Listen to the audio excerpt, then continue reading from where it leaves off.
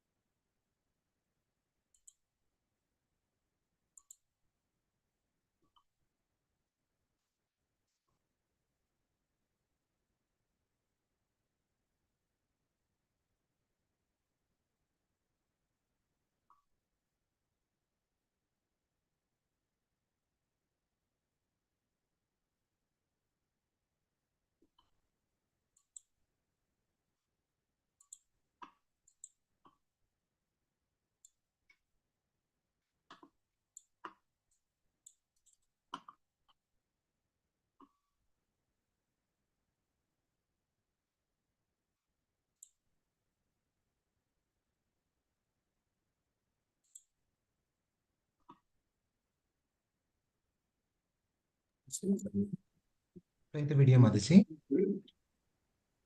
Yeah, Sharad Prabhu, the video is still loading. It's not playing. Yes, Madhuji, I'm starting the video. Yeah.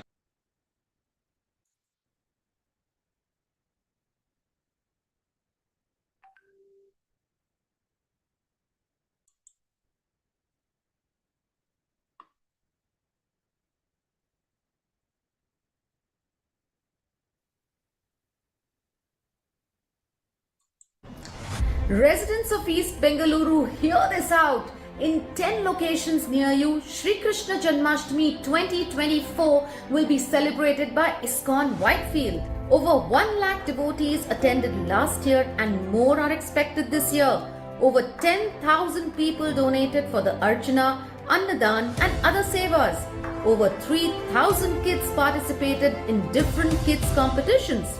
Over 100 cultural performances took place. Shri Radha Krishna's Abhishekam was performed in all these locations with grand success. Over 1,000 bhoga preparations were cooked by the devotees and offered to the Lord.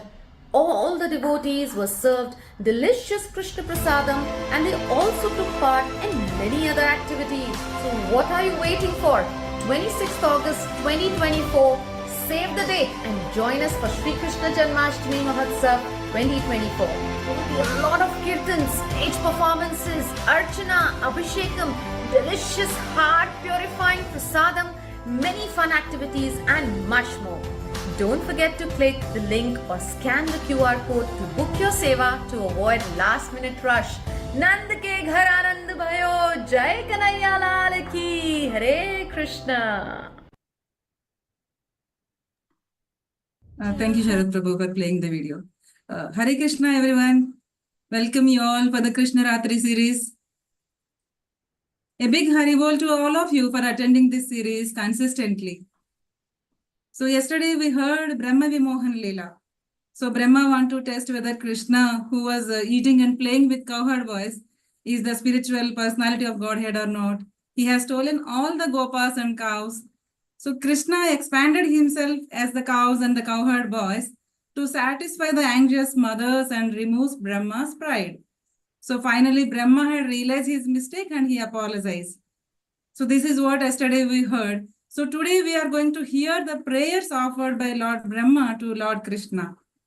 So we have Vishwajit Prabhuji and Shatabdi Mataji to narrate this katha. A short introduction about Prabhuji and Mataji. So both did MSc Computer Science from Assam University. They started Krishna Consciousness from 2022.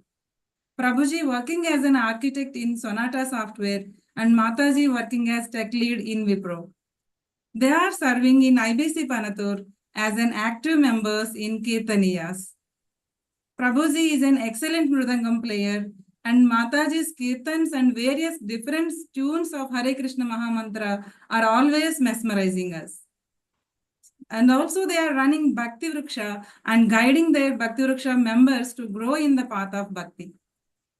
So without any further delay, let's welcome them by saying Haribol 3 times. Haribol, Haribol, Haribol.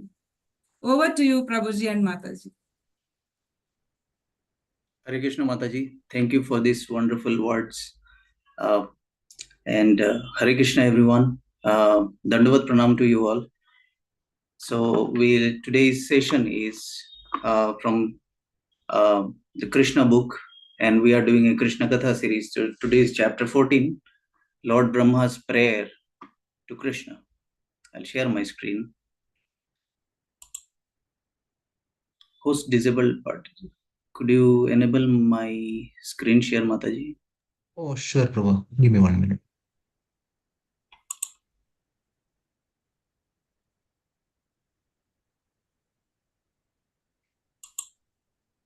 Can you try it now once, Prabhu? Yes, Prabhu. Thank you.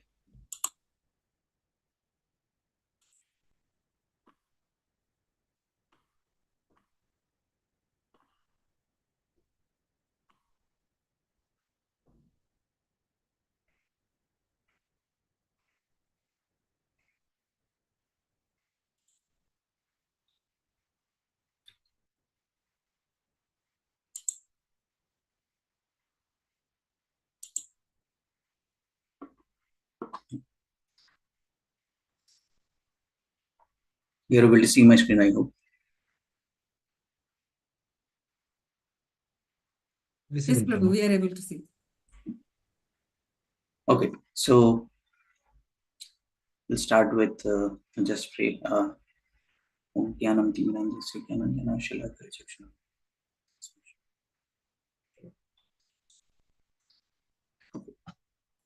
So before we go to the Brahma's prayer, let's quickly recap what actually happened prior to this.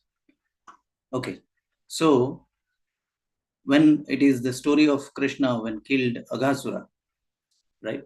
All the demigods, including Brahma, they were witnessing, right, with great surprise, how a small cowherd boy can do this kind of great lila, right? Killing of such a big asura. How can he do that? So Brahma wanted to see more such pastimes of the Lord. Okay, and to do that, basically what he did is he kidnapped all the cows and the cowherd boys and kept them asleep in a cave using his mystic power. Okay, so he kept them for a year. So 1 year for the human being, and it is just like a moment for Brahma himself. Okay, so when Krishna went in search of the calves and he could not find the calves, and he also could not find the cowherd boys, he could understand that. And what he did is he expanded himself as calves, and the cowherd boys.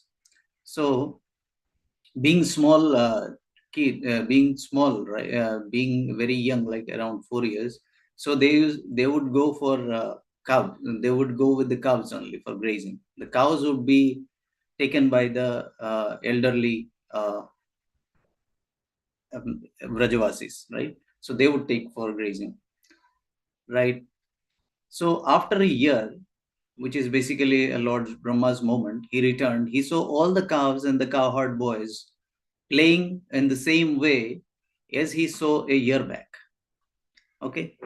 He then saw all of them transformed into 400 Vishnu form. So basically, when he came back, he saw that they are all there. And then within a few moments, like they were all transformed into Vishnu. So Krishna is again trying to, with his mercy, showing Brahma what he did actually. Okay, trying to make him realize. Then Brahma realized his mistake. Okay, and then he fell directly onto the lotus feet of Krishna, like a golden stick. Like a golden stick means he's golden in color, and he fell like a stick means dandavat, right? The way we do all the Vaishnavas would do, right? The dandavat pranam. And then he started praying to the Supreme Lord with tears and eyes with respect, humility, and attention. He started praying. Okay. So now we move on to what exactly he prayed. So I have divided into different sections of his prayer. Okay. So the first section is he describes the beauty of Krishna, beauty of little Krishna, right? So his body he describes as a color of blue cloud, new cloud. Okay. Dark blue new cloud is the color of Lord Krishna's body. Okay. He is wearing a yellow colored dresses which are glittery, and they are emanating silver electric aura, right? And then he refers to him as a son of Maharaja Nanda. Okay. He's and then he is wearing conch shell earrings. Okay. And then the peacock feather on his head. He has a beautiful face when wearing a helmet. Okay. The garland by forest flowers. And then he stands with a morsel of food in his hand, like a handful of curd rice, basically in his left hand. Okay. And then he has a cane. Basically, the cowherd boys would have a small stick kind of thing, right? So that is there with him. And then a buffalo horn bugle, right? It is also there with him. A flute, and then he refers his feet, the small feet of Krishna, as lotus petals. Okay, they are so soft. Okay, so this is how he describes the beauty of Krishna, right, in his prayer. Now let's move on to the next section, which is who cannot understand and who can understand the Supreme Lord, right? So in this section, he is describing the Supreme Lord is spiritual, as also mentioned in the Brahma Samhita, like Ishvara Parama Krishna Satchidananda Vigraha, right? So he is spiritual in nature, right? So, and we are material. So we means including Brahma. Brahma is also material in nature, right? So we, the material people, cannot fully understand Krishna, right? So imagine Brahma being the Lord of the universe. Okay, he is the Lord of the universe. He knows all the Vedas. Even then, he could not understand Krishna fully. So how we can understand Krishna fully, right? That is what he is astonishing, and he is describing. He is in his prayer. He is mentioning that one. The next one is speculative knowledge, like doing some analysis, some experiments, and reading Vedas and different scriptures, right? And doing self-analysis. We cannot understand Krishna, right? This is very, very difficult. We cannot understand at all. Okay.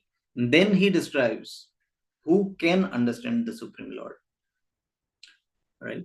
So the first and foremost thing is submissively give up. We have to give up. We have to surrender, basically. And we have to give up the speculative process, right? And try to hear about Krishna. It is either from himself or from a very senior devotee and realized devotee who has already taken shelter of his lotus feet, right? Now, when we say himself, so himself means whatever he has spoken in the form of Bhagavad Gita, let's say, right? So these are his own words only, whatever they are in the Bhagavad Gita, right? And then he's saying the speculative process basically is the our using our own intelligence, right? So why it is to be done is basically we are already all contaminated material, right? So if we use our intelligence and speculations, right, we cannot understand him, right? The next thing is the devotional service. Through consistent devotional service, hearing and chanting, okay, and hearing about the transcendental glories of Lord Shri Krishna, we can understand him. We can do the devotional service in every worldly activities that we do, right? Just we have to keep Krishna at the center, right? And having that consciousness is that nothing belongs to me, it's all belongs to Krishna only. He is the supreme personality of Godhead. He is the controller. He is the owner of everything. And that clarity we have to have. And then we have to hear and chant and hear his glories, right? Then only we can understand the Supreme Lord. That's what Brahma mentions here. The next part is Brahma's impudence. So, take away this one. Okay. Brahma condemns his impudence and presents reasons to forgive him. Impudence means, what do you call it? Audacity, maybe. Basically, Brahma is the power of Brahma, or the potency of Brahma is very, very minute or insignificant when compared with Lord Shri Krishna, right? Even then he tried to use his potency, the mystic potency. Okay, that is why he is saying it is impudence. Okay, now he is saying here that his illusory potency is very insignificant as compared to Krishna. Krishna is the master. He's the supreme controller of Maya, right? He is the controller. So in his, when we compare Krishna with Brahma, so Brahma has very, very little potency of mysticism. So that's what he is mentioning here. And then even then also he tried his potency. So in front of Krishna. So that is why he is basically embarrassed and he is ashamed and he is basically praying for that. Okay. Then he mentions that he has taken a birth in the mode of passion, right? Brahma is the Gunavatar and in the mode of passion. So he has taken birth in the mode of passion, and therefore he thought himself to be unborn. He thought himself to be he has born forever, right? So that was his going on in his mind. So that is why he has made this kind of mistakes. Then he mentions that he is enclosed in a pot-like universe. So Brahma is for this universe only, right? So that's what he is mentioning here, that he is enclosed in this pot-like universe, and this is composed of all the material things. And so that is the reason why he lost his intelligence, and he lost that consciousness also. We can say that he tried to use his illusory potency, right? Then he is asking for the forgiveness. He's asking for the forgiveness. Why? He's asking for the forgiveness because Krishna is Achyuta. So Achyuta means infallible, which means even if very small devotional service if a devotee does, Krishna never forgets. So Brahma doing his duty throughout his lifetime, right? So he is doing without fail, and he is serving Krishna, whatever Krishna has asked him to do, right? So he is performing all his duties, all his devotional service. So that's why he is hopeful that Krishna will forgive him, and that's what he is mentioning here in his prayer. Then he is comparing Krishna like the mother and him like a child. So a child, when a child is inside the mother's womb, he would kick the mother's womb, right, inside the mother's womb with his leg. So, but the mother never minds it, and obviously the mother would enjoy it sometime, okay, and like it sometime. So the same way, Brahma is asking Krishna that treat me like your child, and that's how you can forgive me. Then Brahma mentions that I am born on the lotus flower which grew from the Narayana's navel, and Narayana is your expansion. So Narayana is nothing but the plenary expansion of Lord Shri Krishna, and from from Narayana's navel the lotus grew, and on that only the Brahma is born. So because I'm born from the Narayana's navel, you can forgive me. Okay, so these are the reasons that he has given. Okay. The next, he describes Lord's inconceivable qualities. He mentioned the supreme controller of Maya. The Lord is the supreme controller of Maya. It is his own external energy. The Maya is nothing but the external energy of the Lord. So he is basically the supreme controller of it. The second thing, the whole universe is within the transcendental body. The whole universe means not just this universe, the whole creation is within his body, right? So that's what he mentions. Yeah. Then he mentions how surprisingly, the first he was only Krishna, then he transformed all the cows and the cowherd boys, right? And then he transformed himself from those cowherd boys and the cows as Lord Vishnu, 400 Lord Vishnu, all of them. And then finally to the ultimate unlimited form as the supreme absolute truth. So how he has seen that transformation, right? And he is mentioning this inconceivable because a material person, a person or the human being like us who are in the material world, we cannot conceive this. We cannot understand this. We cannot imagine this, right? So that is what he mentions here. The next is you expand in the material world as Brahma. So it is all Krishna's form only. So he expands and in the material world as Brahma for creation and Vishnu for maintenance and Shiva for annihilation. So it is his own expansion only. That is what he mentions, right? Then he mentions how Krishna destroys the pride of the demons, right? So many asuras Krishna has killed so far, right? The Bakasura, the Aghasura, right? So they are Putana. So they are all big demons and he has already killed them, right?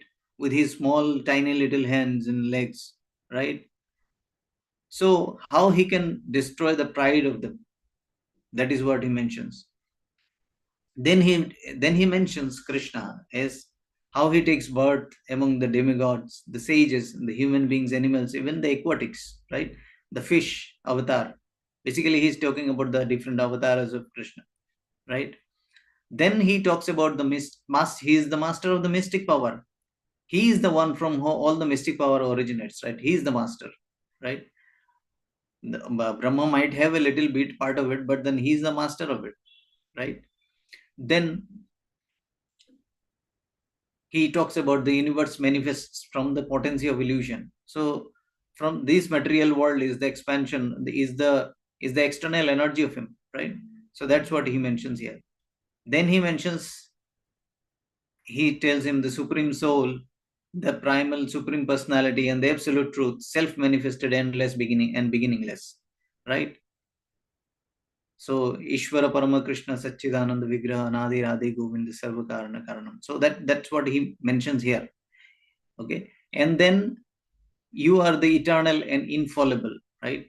So he mentions that Krishna is the only eternal, right? Perfect and complete and without any rival. He doesn't have any enemies and free from all material designations. So he doesn't have any material designations also. So these are some of the inconceivable qualities that Brahma has mentioned here, right? Okay, next, go to the next section where he's glorifying the devotional service over the process of speculative knowledge, right?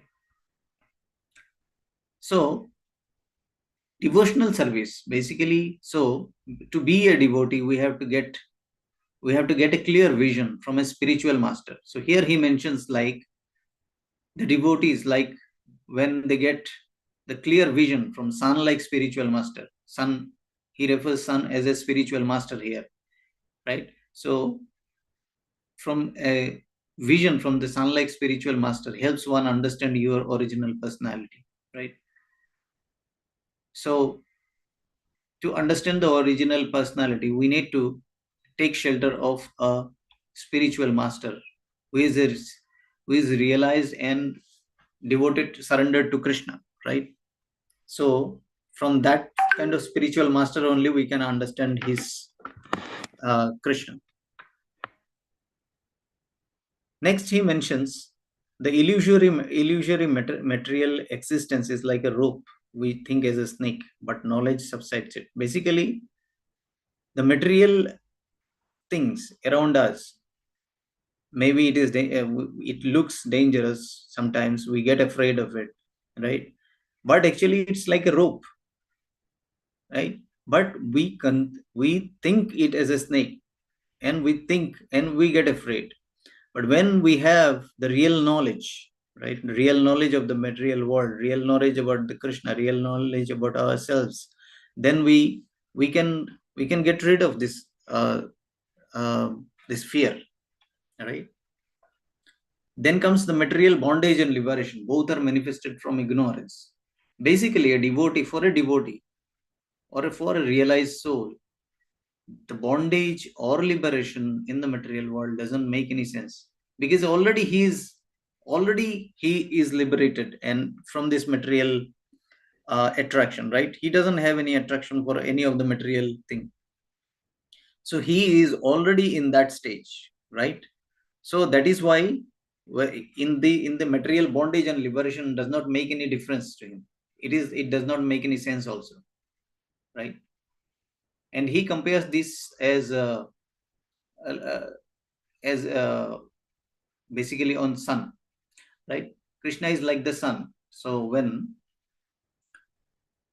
day and night, so he is comparing day with Krishna, the sunlight with Krishna, and the night with the Maya, the illusion, the darkness, right?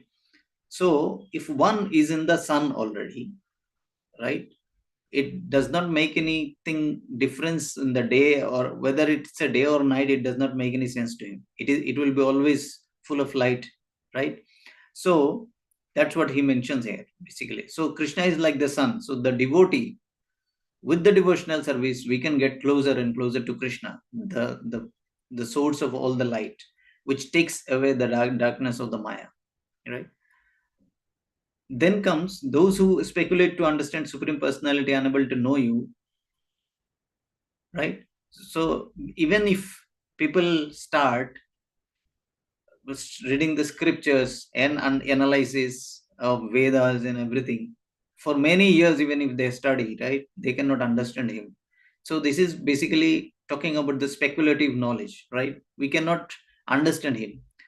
The Brahman realization or the Paramatma realization cannot understand your personality. So this Ashtanga yoga and all these different kinds of meditation system to understand the Brahman and the Paramatma, right? So people cannot understand Sri Krishna unless they are into devotional service, and the Krishna's mercy is with them. They get the Krishna's mercy, right? Unless that, otherwise they cannot understand Krishna.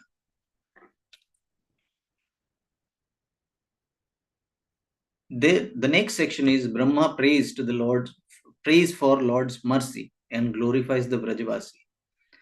Then Brahma says that I understand that I will take birth again and again, right?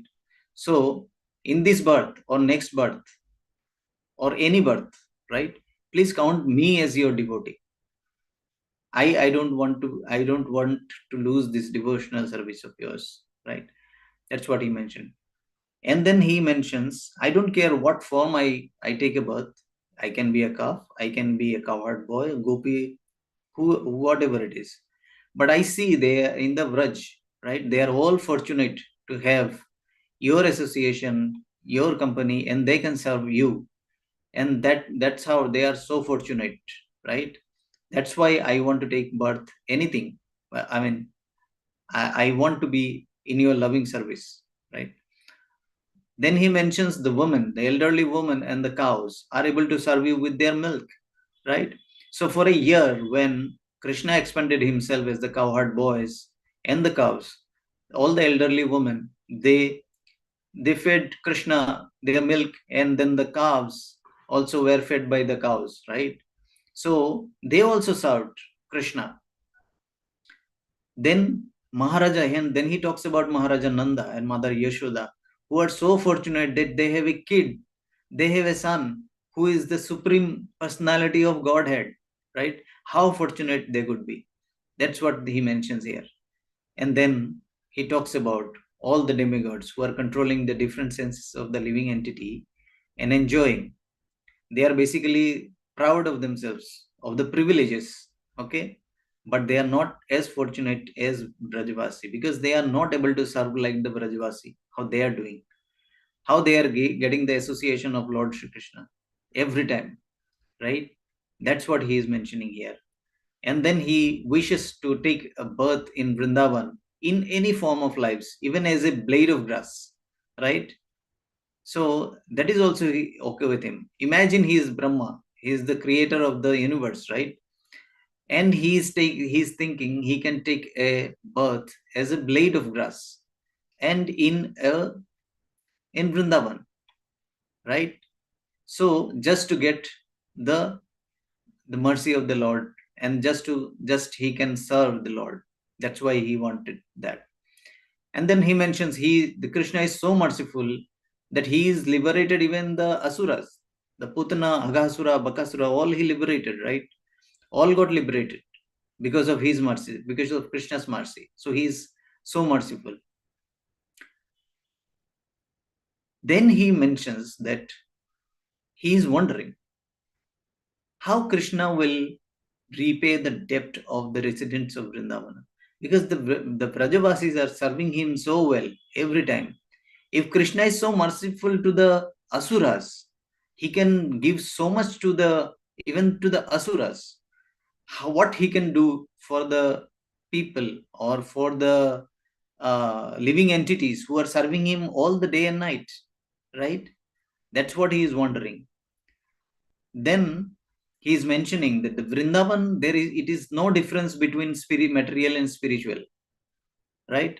Vrindavan material, Vrindavan spiritual, there is nothing. It is already in spiritual. It is already, because it is already dedicated for Krishna service. All the Vrajavasis, everything, including trees, including plants, all the animals, all living entities, everything, even the Govardhan hill, everything is in the service of Lord Shri Krishna. So Vrindavan is already in the spiritual platform, right? It is no more a material thing. Then Brahma offered his humble and respectful obeisances, and he circumambulating him 3 times and asked permission to return. Then Brahma asked for permission to return, right? That's how it's the actual prayer of Brahma ended here. Okay. The next part of it is what happened next, actually, basically. So here it is Lord's inconceivable power and influence on the cowherd boys. Basically, after Brahma had left, right? So Krishna returned to the boys, the cowherd boys, and the cows nearby the Yamuna where they were sitting, right? They were having lunch. So they were at the same situation 1 year back, okay? And Krishna returned after a year. But Krishna controls the remembrance and everything. He controls everything, right? All our senses, even all the remembrance is because of Krishna only, right? So all the cowherd boys, they've actually forgot that they are meeting up. They are getting to see each other after a year.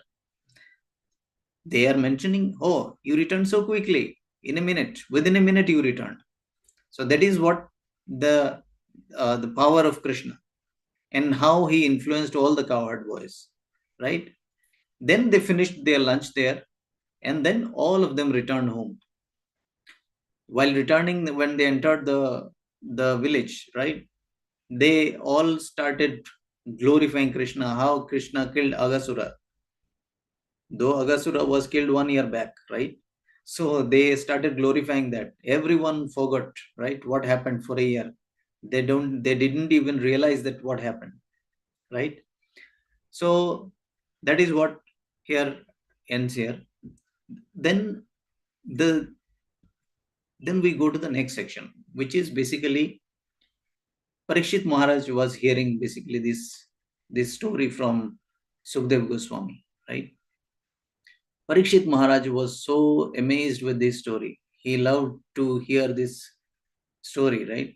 So Parikshit Maharaj asked a question to Sukadev Goswami, right? That for a year, all the Vrajavasi, right, loved Krishna more than their own sons. and also the cows. Also, the cows also loved their calves, right? More than their own cubs. Why is it so? Right? What was the reason? Then Sukdev Goswami explains this, right? It's a very important thing here. So how everyone is attached to himself, own self, right? Everyone is got a lot of attachment to ourselves. The next is the body of us, right? We are more attached to our body. That is the most important thing. Then everything else comes later. The family, the home, the car, or whatever, the material possessions, everything. Then it comes next. And a person which does not have knowledge would be very much attached to his body, right? And then he mentions when a person is advanced, he understands that Krishna is actually the one who is pleasing and all attractive, right? He is the Govinda. He is the one who gives pleasure to all our senses, right? So Krishna is the one. And then he mentions two things. Mahabhagavata, or highly advanced devotees, sees Krishna as the active principle in all moving and in-moving living entities. So it's the source of everything. Krishna is the source of everything. And Mahabhagavata would see Krishna as the source of everything. And the last one is, whoever is engaged in the devotional service of Krishna is already on the Brahma Bhuta or spiritual platform. Basically, he mentions here, Brahma Bhuta means... Sorry, Mataji. Okay, so Krishna is the basically one who is engaged in the devotional service, is in the Brahma Bhuta or spiritual platform, and he is ready to go back to the Godhead, the Golaka, right? So basically he is mentioning here the importance of the devotional service and how only with the devotional service one can go to Golaka Vrindavan. So this is basically the end of my session today. Thanks, Vishwajit Prabhuji, for the nectarian Krishna Katha. Let's chant Hare Krishna Mahamantra one time for the spiritual well-being. Hare Krishna, Krishna Krishna, Hare Hare, Hare Rama, Rama Rama, Hare Hare. Yeah. Now I am going to announce yesterday's winner of Krishna Ratri series, and the winner is Achyuta. A big Haribol to Achyuta. Haribol. Yeah. So tomorrow we are going to hear another beautiful pastime of Krishna, killing of Denkasura. Please stay tuned. And I request Sharat Prabhu to post today's quiz link in the chat. Sharat Prabhu, could you please... Yes, Mataji, I pasted the link. Yeah. Yes. So we are requesting all the participants to take few minutes and submit the quiz.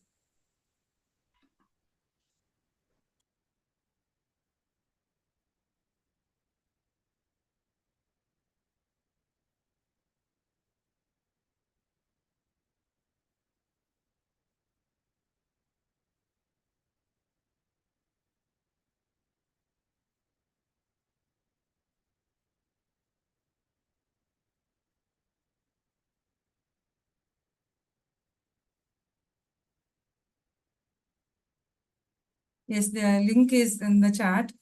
Yeah. And as we all know, ISKCON Whitefield is celebrating Janmashtami in 10 different locations. Please join in any of the location nearer to you. So we are going to end this session by prayer. Vancha kalpatarubhyascha krupa sindhubhya evacha patitanam pavanebhyo vaishnavebhyo namo namaha. Anantakoti Vaishnava Vrinda ki jai, Jagadguru Srila Prabhupada ki jai. Happy Krishna Ratri. Hare Krishna. Hare Krishna. Hare Krishna, everyone. Hare Krishna. Hare Krishna Prabhu.